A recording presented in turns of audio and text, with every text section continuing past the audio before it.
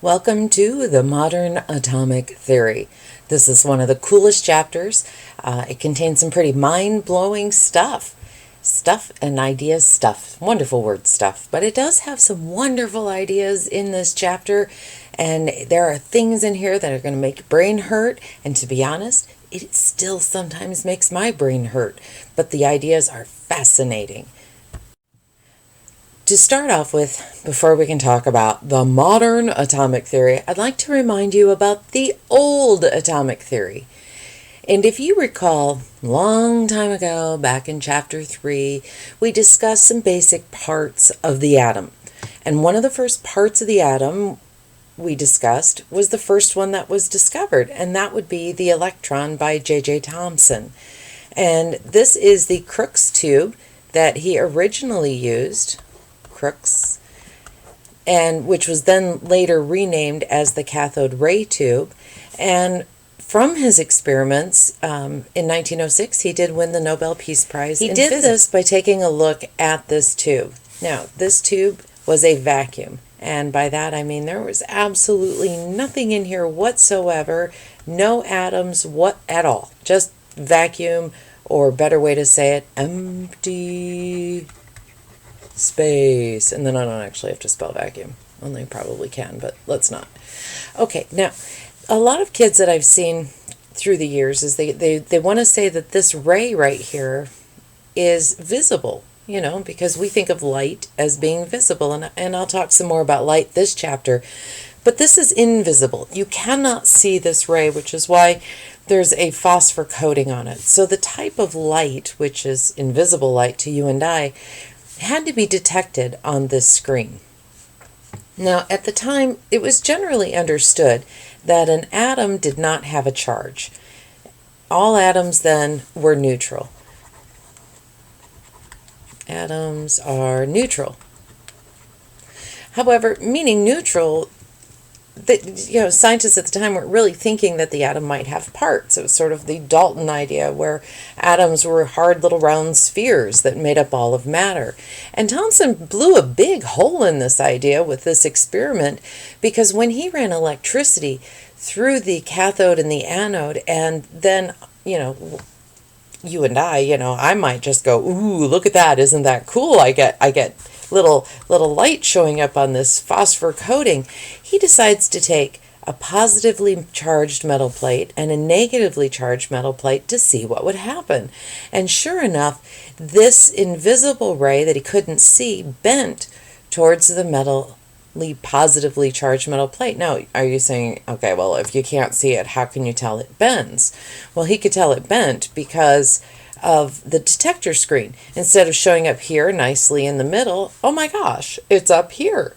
That means it must be moving towards this positively charged metal plate.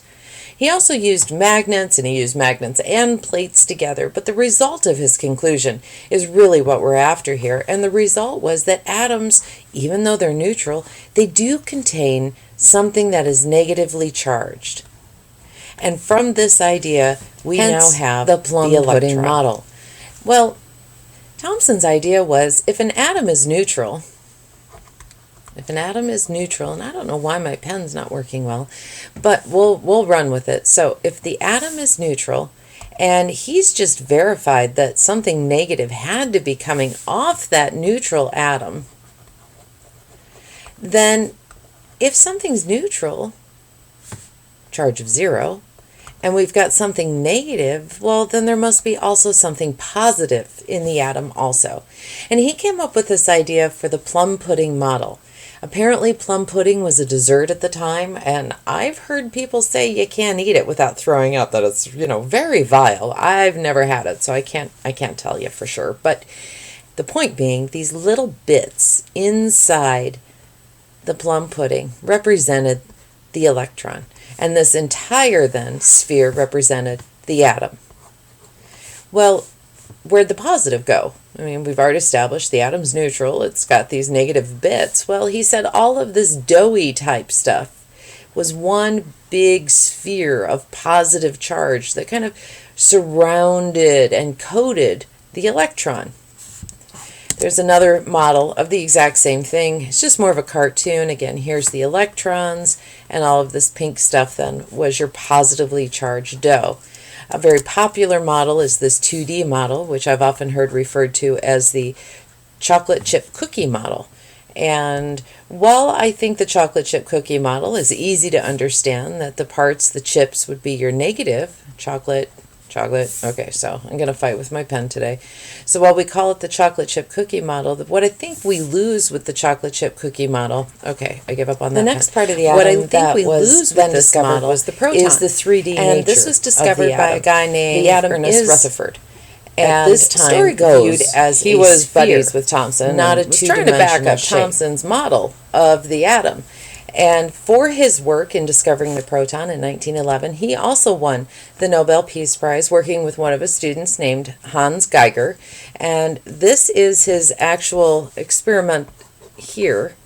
I'm not sure which part of the experiment it is, but to me it looks like the box that might have contained the uranium, but it might also have been the box inside which he was doing the experiment. But the point is, his experiment, we had an alpha particle emitter, and an alpha particle has a positive charge. And so this uranium, once it's in a box, because light, now again, I don't mean visible light. Well, I am going to get to that, I promise.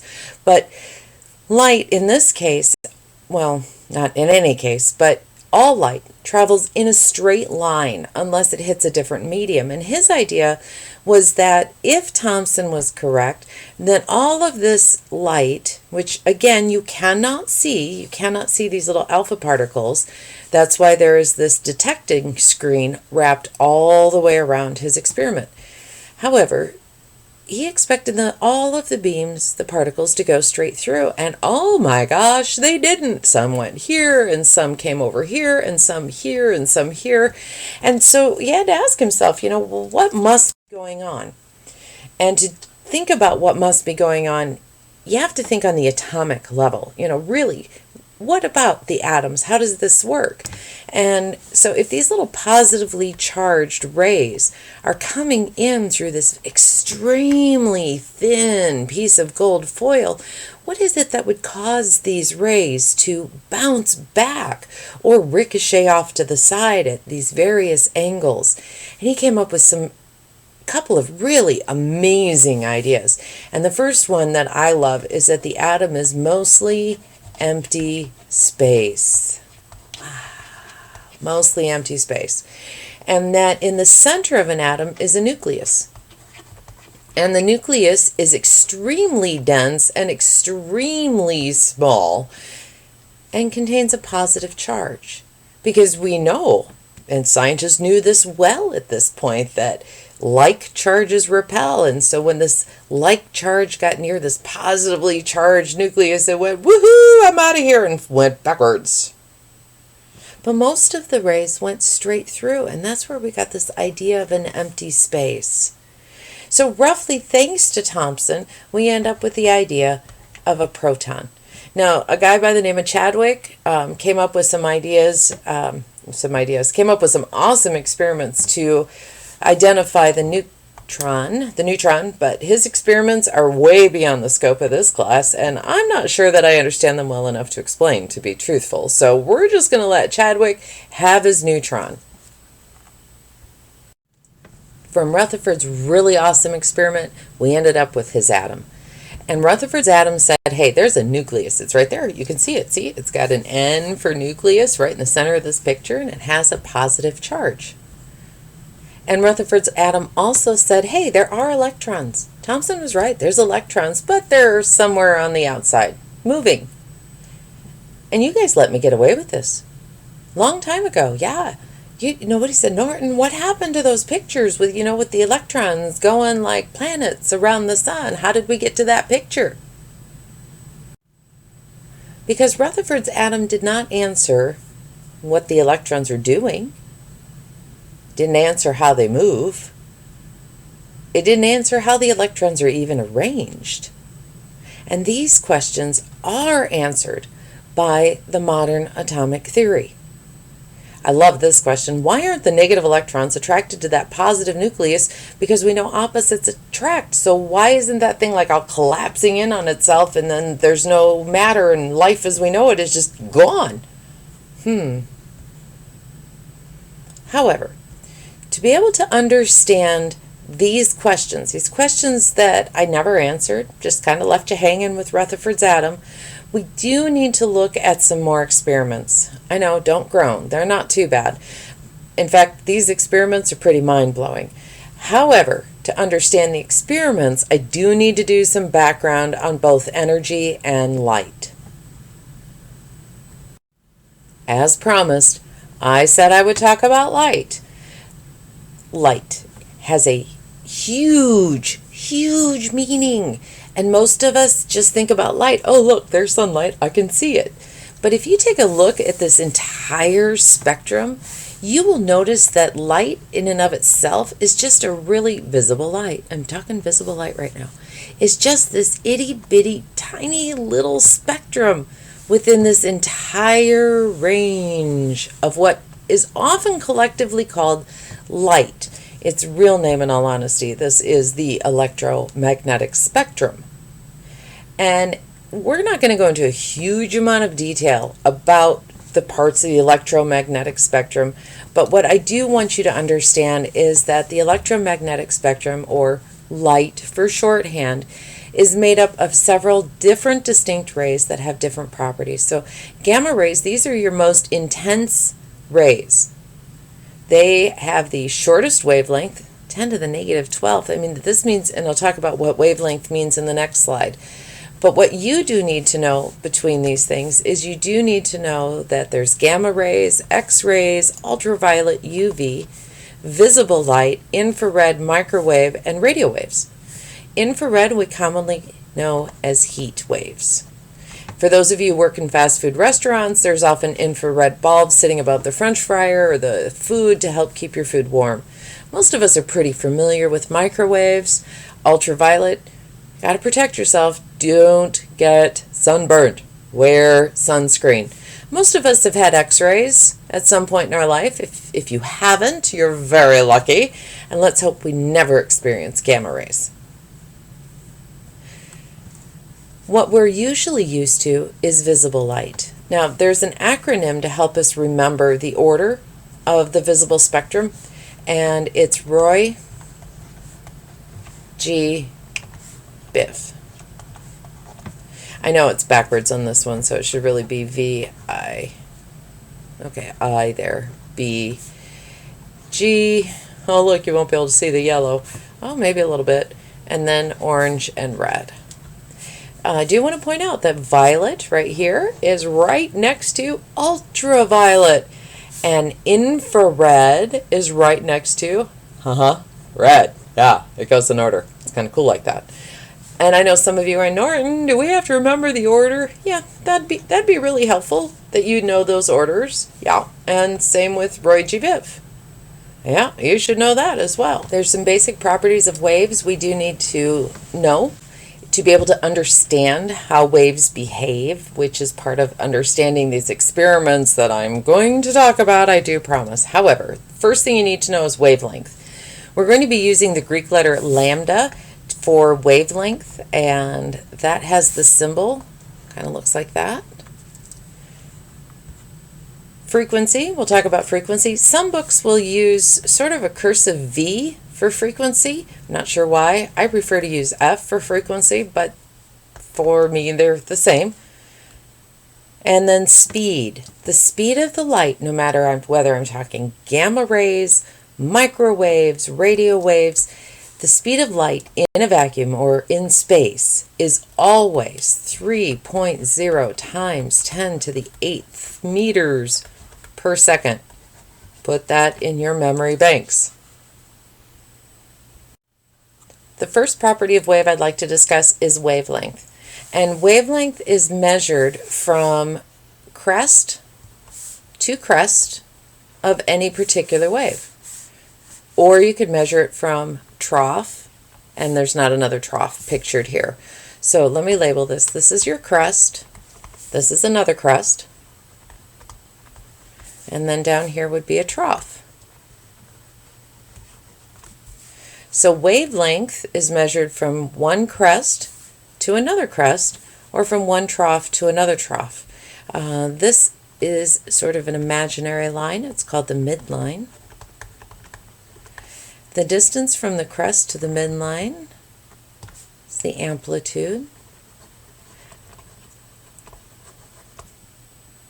And I believe those are the basic parts you need to know. And again, wavelength, we will be using this symbol lambda for wavelength. The frequency of a wave is measured by how many times a certain point on a wave, so I'll write this down, how many times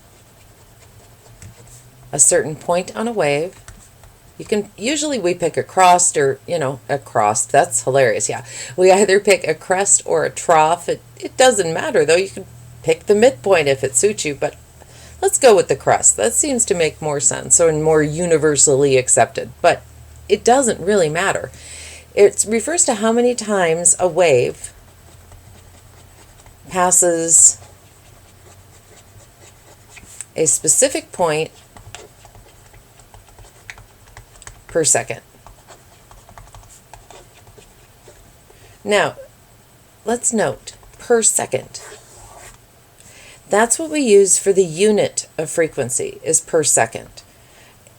That would be written per second. We could write 1 over s, or that's equal to s to the negative 1, or we could call it a hertz, and I would imagine that a hertz, if you want to spell it out, it's like the car company. A hertz, I'm guessing there's a dude by the name of Hertz who did a lot of work with frequency. But if you'll take a look at this blue wave and count 1 and 2 and 3, and if somebody else was keeping track of the time on those, you could tell how many times the wave passed this point for every second.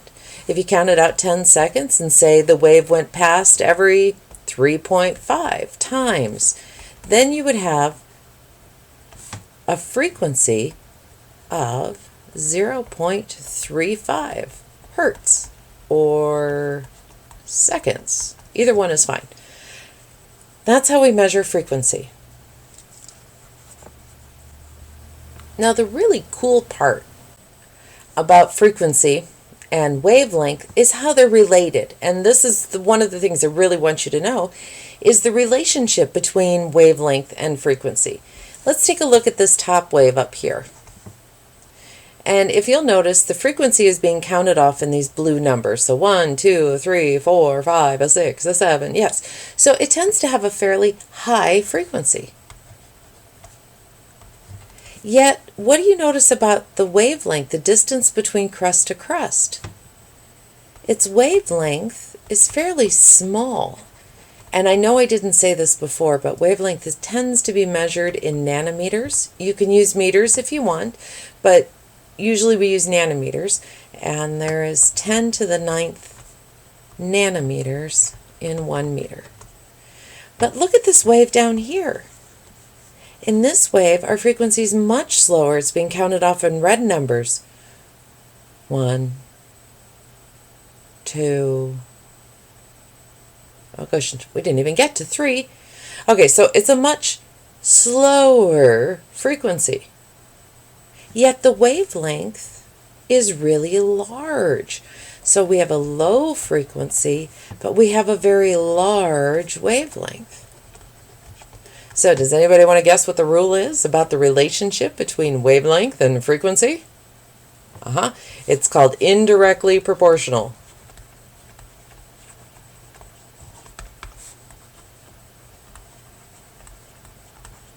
Another way I could write this is, I could say wavelength is indirectly proportional to frequency. As one goes up, here's another way to write it. As one goes up, the other one goes down.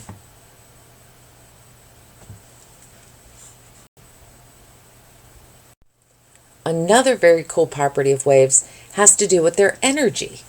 So we've already established that on this top line, we have a line that happens to have a pretty small wavelength. So we have a small wavelength, and we have a high frequency. What do you think is true about the energy of this wave? Well, if you guess that this wave has high energy, you would be correct. I like to think of these waves as, what if they were carrying, like little BBs or something, and every time one of these waves passes you, it can hit you with little BBs. This one could hit you with a lot more than, say, this wave down here, because it's going so much, has a much lower frequency. This wave has very large wavelength. It has a low frequency, and it has low energy. What about the speed of these two waves? What do you think is true? Does one of these waves have a higher speed than the other? No, they don't. Both waves are traveling at exactly the same speed. Do you remember what that number was? Yay! 3.0 times 10 to the 8th meters per second. Frequency, energy, at this point of the waves, doesn't depend on the speed at all. Energy and frequency are directly proportional. As one of these guys goes up, so does the other one. And indirectly proportional to wavelength. When the wavelength is small, the frequency and energy are both high. Okay, at this point you're probably saying, Norton, what's this got to do with chemistry, and what does this have to do with the electromagnetic spectrum? Good questions. One of the things I want to point out to you is gamma rays. These rays are just amazing. These are amazing rays. Good thing they don't bombard the earth. They'll kill us all dead. But look at this wavelength, 10 to the negative 12. That is so very tiny for a wavelength. Think about it. That's 1, 2, 3, 4, 5, 6, 7, 8, 9, 10, 11, 12. That means there are 12. No, not 12. There's this many distances between here and here that I could shove into 1 meter. Wow. Can you think about how small that really must be? I mean, I couldn't even draw it. This is an extremely small wavelength. So what must be true about its energy? Really high energy. Super high energy. X-rays, yeah. X-rays also high energy. In fact, the energy of both gamma rays and X-rays is significant enough. It can knock electrons and atoms right out of place in your DNA. That would be bad. Ultraviolet, another one, fairly high energy. Not quite as much. But it also has a small wavelength. Blue light doesn't have enough energy to do that. However, blue light has much higher energy than red light. And blue light's wavelength is smaller than red light, but not hugely smaller, but it is different. Now look at radio waves, 10 to the 4th meters. 10 to the 4th meters, what is that? Well, I know that there's, 1 kilometer is equal to how many meters? How many? 10 to the 3rd meters, 1 kilometer, and 1 kilometer is not quite as long as a mile. Wow, so these are really big wavelengths, and what do you know about their energy? Then they would have low energy. These guys, frequency, what kind of frequency? Yes, high frequency. Frequency over here, low frequency. If you understand the relationship between energy, frequency, and wavelength, then my job here is pretty well done. Make sure you do know the speed of light, and that you do know these 7 main types of the infrared spectrum and the colors of the visible spectrum, Roy G. Biv. Up next, the dual nature of light.